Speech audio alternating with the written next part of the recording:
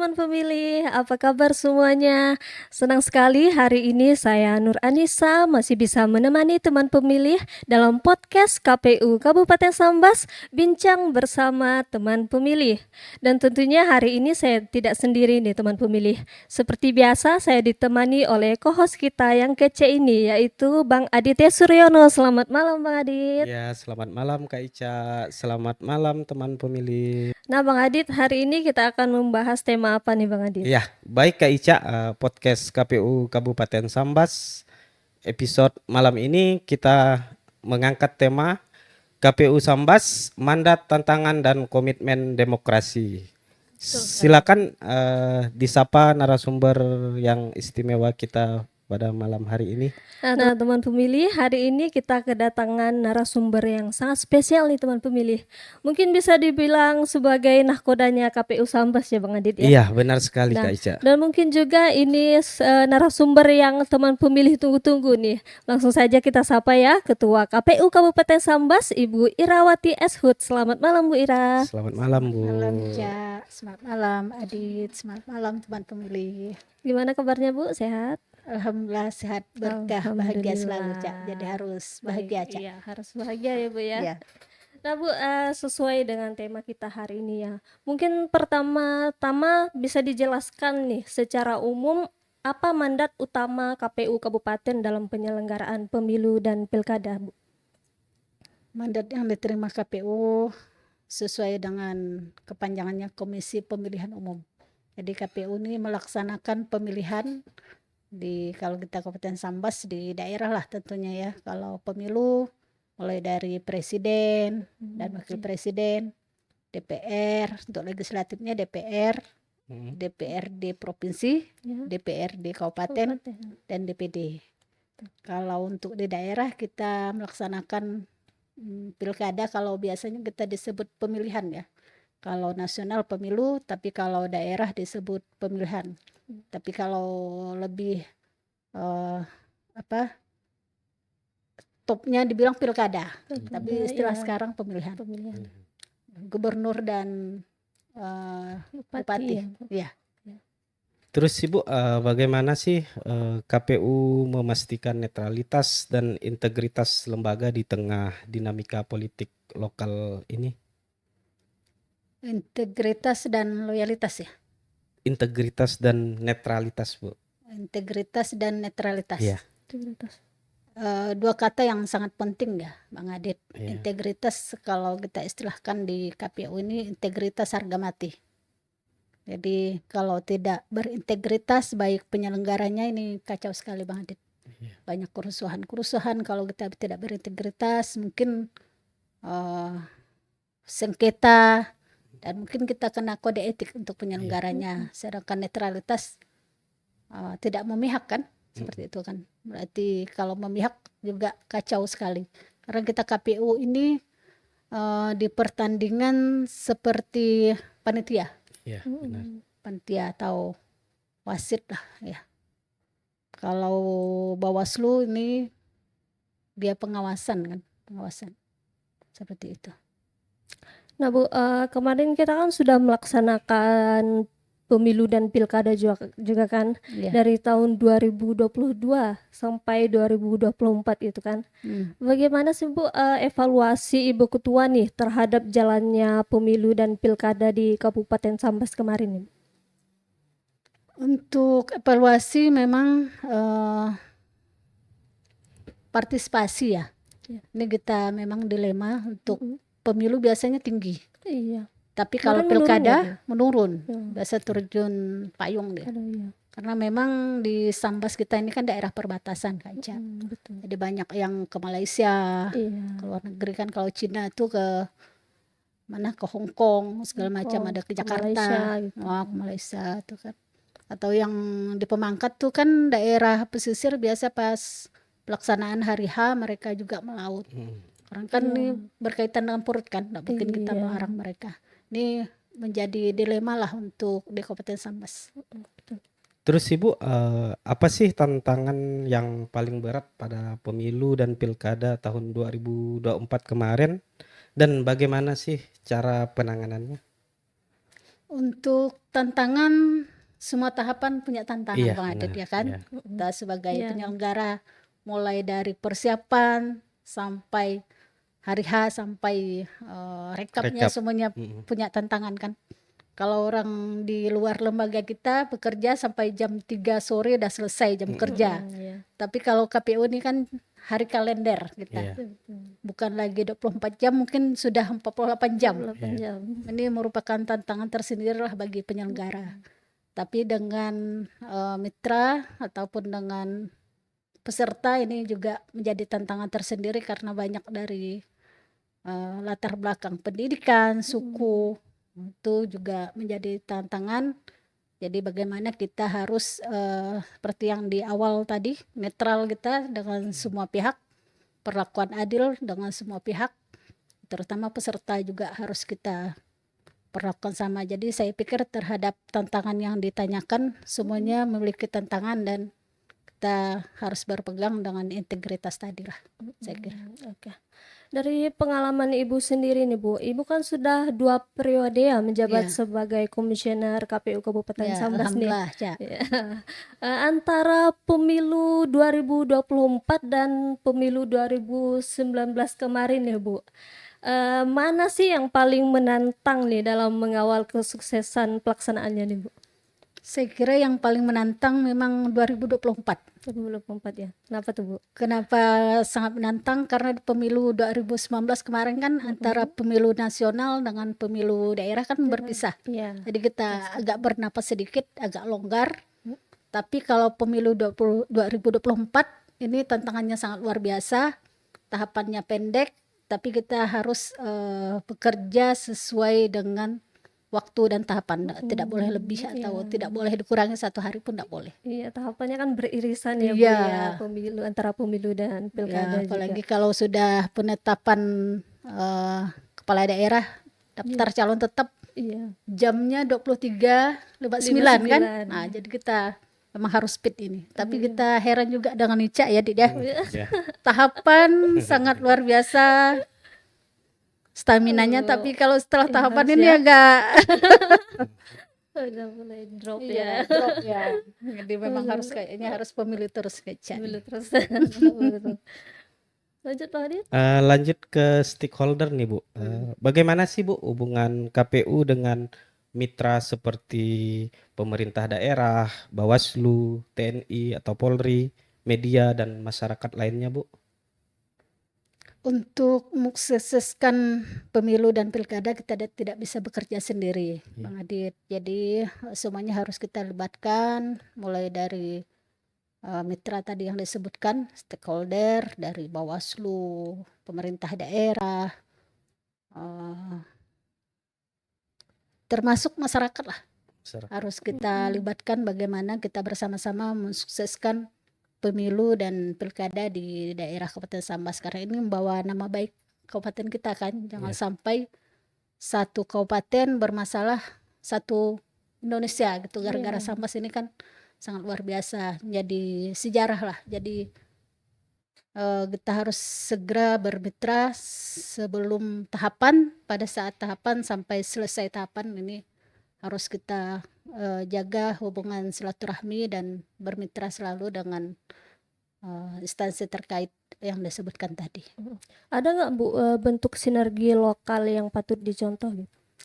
Untuk sinergi lokal, alhamdulillah untuk pemilu 2024 kemarin kita sudah menerapkan ya, kita melibatkan masyarakat, bukan hanya lembaga-lembaga TNI, Polri, Bawaslu segala macam, tapi kita sudah melibatkan masyarakat seperti ABM segala macam itu. Khutbah Jumat kemarin kan sebelum-sebelumnya kita kan tidak pernah dilakukan, di daerah lain pun saya kira tidak dilakukan sampai kalau kita di Islam kan khutbah Jumat. Iya. Kalau di agama lain di gereja apa segala macam kita melibatkan kemarin ya MABM ya, lintas agama kan. Seluruh agama kemarin kita undang untuk bersama-sama mengajak masyarakat untuk datang ke TPS untuk memilih pada hari H karena satu suara menentukan nasib bangsa. Iya, betul sekali.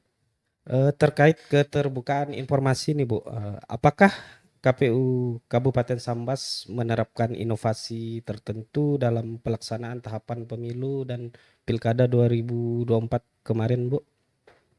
Untuk inovasi kita tetap berkiblat dengan KPU RI,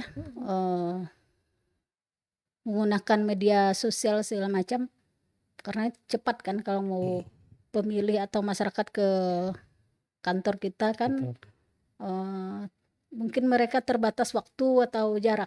Tapi kalau melalui aplikasi kita kalau berkaitan dengan masukan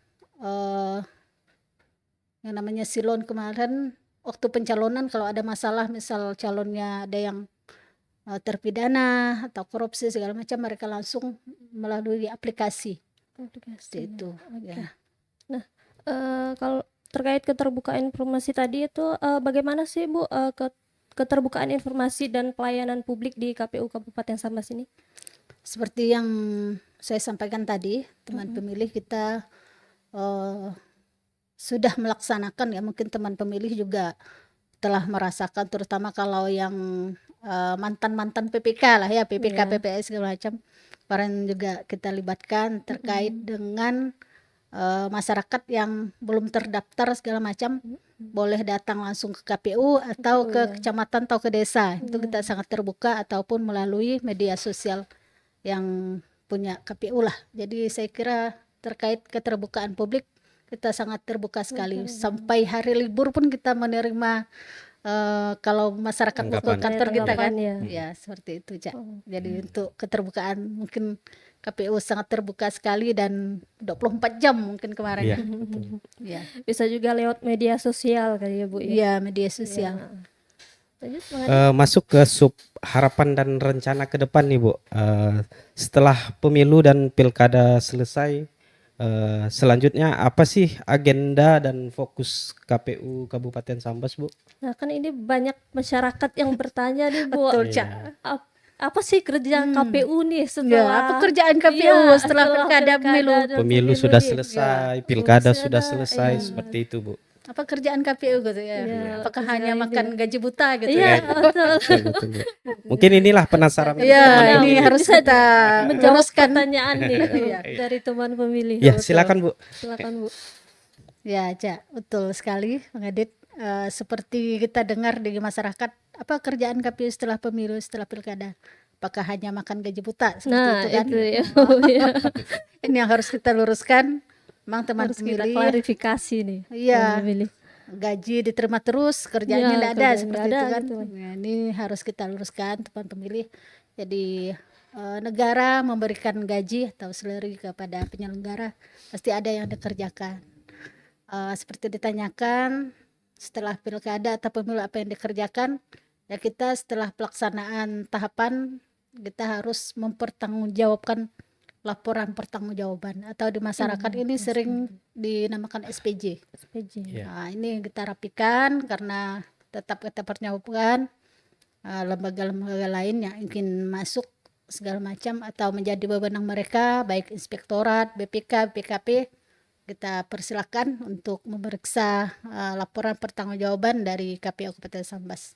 Itu yang pertama, kita melaksanakan merapikan atau mempertanggungjawabkan tahapan yang telah kita lakukan. Yang kedua, teman pemilih saat ini kita melaksanakan pemutakhiran data pemilih berkelanjutan. Ya, Betul ya Cak ya? sekali, Bu. Kependekannya apa Cak? PDPB. PDPB. PDPB ya. Iya. Seperti itu teman pemilih. Jadi pada saat ini KPU memutakhirkan data pemilih berkelanjutan kita per 6 bulan sekali ya 6 bulan sekali. di provinsi. Tapi kalau di kabupaten 3 bulan. 3 bulan. 3 bulan sekali. Jadi kepada teman pemilih kami juga berharap masukan jika ada anak ataupun keluarganya yang meninggal dunia, misal anaknya yang sudah 17 tahun, silakan laporkan ke KPU ataupun menginformasikan ya, melalui media sosial KPU bisa juga ataupun Datang pada langsung saat ya, Bu, ya? ya datang langsung bisa Langsung ya, ke atau KPU pada saat Sambas. kita pleno juga bisa Iya. disampaikan ke lembaga yang berwenang lah, macam Disduk Capil kan kita libatkan kan Cak ya. Iya, kita libatkan di Dukcapil juga, Capil, Rutan juga ya, Rutan, BPS gitu ya. BPS. Nah, ini untuk data BPS dan data Disduk Capil ini juga kita gunakan karena berkaitan dengan sumber data. Karena data dari BPS juga digunakan, data dari Disduk Capil juga kita gunakan. Cak ya. Iya, betul, Bu. Nah, terakhir nih, Bu. Apa harapan Ketua KPU nih terhadap kualitas demokrasi lokal di masa mendatang nih, Bu? Harapan saya selaku Ketua KPU Kabupaten Sambas, mungkin harapan kita bersama lah ya. Pertama, kepada penyelenggara yang akan datang, tetap mengutamakan integritas dan netralitas sebagai penyelenggara, tuh ke penyelenggaranya, kepada teman-teman pemilih dan masyarakat. Saya juga berharap untuk partisipasi pemilih kita menjadi sorotan. Kita pemilu atau pilkada menggunakan anggaran yang sangat besar. Jadi untuk memilih kepala daerah ataupun pemimpin di legislatif ataupun di DPD atau segala macam itu, gunakanlah hak pilih. Kalau tidak kita, siapa lagi? Paling tidak kita sudah menentukan pemimpin-pemimpin terbaik di daerah kita. Pada saat mereka terpilih dan mereka mengecewakan kita, itu menjadi dosa mereka lah, atau mereka yang bertanggungjawabkan. Itu kan Cak. Iya. Kalau kita tidak memilih, mungkin orang jahat, kita orang baik lah, kita anggap kita orang baik. Kalau orang baik tidak memilih, mungkin orang jahat yang akan memilih dan akan Iya. mengisinya. Jadi kepada teman pemilih, saya harapkan dan menghimbau lah untuk di masa akan datang, jangan putus asa, jangan menyerah, harus menggunakan hak pilihnya. Karena biasanya di kampung-kampung tuh Cak, Ngadit, Iya. saya nih tetap petani, siapapun Iya. bupati, Iya, siapapun betul. segala macam DPR-nya tetap jadi petani. Iya, Gitu. iya. Asumsinya seperti Ya, itu. seperti Iya. itu kan. Iya. Nah, tapi paling tidak kalau kita sudah memilih, malah kemarin dari dari lembaga Majelis Ulama Indonesia malah mengharamkan kan, kalau Iya. tidak Iya. milih Golput. haram. Nah, itu malah dosa. Kita orang baik, pilihlah orang baik. Kalaupun yang kita pilih bukan yang terbaik, itu menjadi dosa mereka. Iya.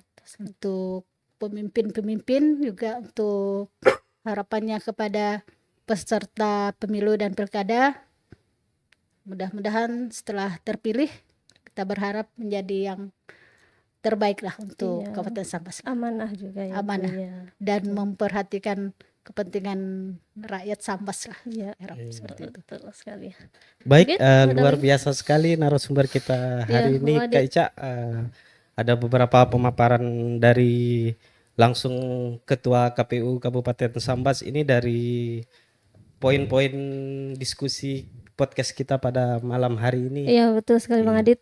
Tentunya ya banyak sekali nih ya tantangannya, Bang Adit ya. Iya, benar Dalam sekali, Kak Ica. pelaksanaan pemilu dan pilkada ini kan dari setiap tahapan nih pasti ada tantangannya Tantangan, masing-masing ya, seperti yang Bu Termasuk Ira tantangan bilang tadi. rumah tangga ya. Iya. Antara pekerjaan dengan keluarga gitu Iya, ya. karena Betul, kan betul sekali. biasanya kita minggu dengan keluarga, tapi kalau di KPU setelah tahapan hari Minggu pun tidak dengan keluarga. Itu Hari menjadi kalender. tantangan. Benar. Oke. Baik, Ya, lanjut, Kak Ica. Ya mungkin ini saja pembahasan kita hari ini ya Bang Adit ya. Iya. Terima kasih ya Bu Ira sudah berkenan untuk bergabung di podcast KPU Kabupaten Ya, Sambas sama-sama, ini ya. Ica. Semoga selalu sehat dan selalu lancar aktivitasnya ya Bu Amin. ya. Amin ya Baik. Rabbal Alamin. Buat teman pemilih, terima kasih banyak yang telah setia bergabung di kanal YouTube KPU Kabupaten Sambas. Yang belum subscribe, silahkan di-subscribe, like, comment, and share video-video di KPU Kabupaten Sambas. Kita kembali lagi di podcast episode selanjutnya. Sampai jumpa. Bye-bye. Dadah.